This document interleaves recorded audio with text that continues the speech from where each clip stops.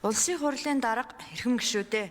Монгол улсын засгийн газраас 2026 оны 5 дугаар сарын 14-ний өдөр улсын хуралд өргөн мэдүүлсэн гадаад зээлийн ашиглалт үр ашгийг нэмэгдүүлэх тухай хуулийн төслийн хэлц хэсэг хэлэлцүүлгийг улсын хурлын чуулганы 2026 оны 5 дугаар сарын 15-ны өдрийн нэгдсэн хуралдаанаар явуулж анхны хэлэлцүүлэгт бэлтгүүлэхээр Төсвийн байнгын хороо шилжүүлсэн.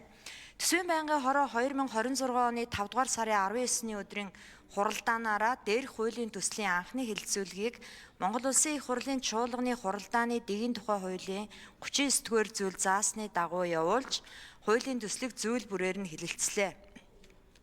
Хуулийн төслийн анхны хэлэлцүүлгийг явуулах үеэр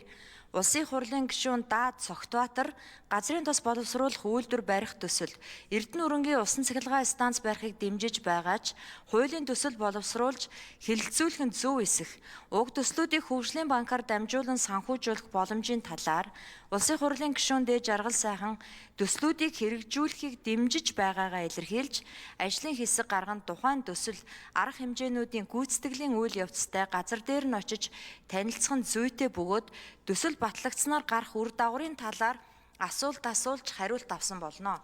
Байнгын хорооны хуралдаанаар хуулийн төслийг хэлэлцэх үед Улсын хурлын гишүүн Ж. Бат Жаргал хуулийн төслийн талаар зарчмын зөрүүтэй саналын томьёолол гараагүй тул хуулийн төслийг анхны хэлэлцүүлгээс эцэслэн батлах үе шат руу шилжүүлэн гормын санал гаргасныг хуралдаанд оролцсон гишүүдийн олонх буюу 62.5%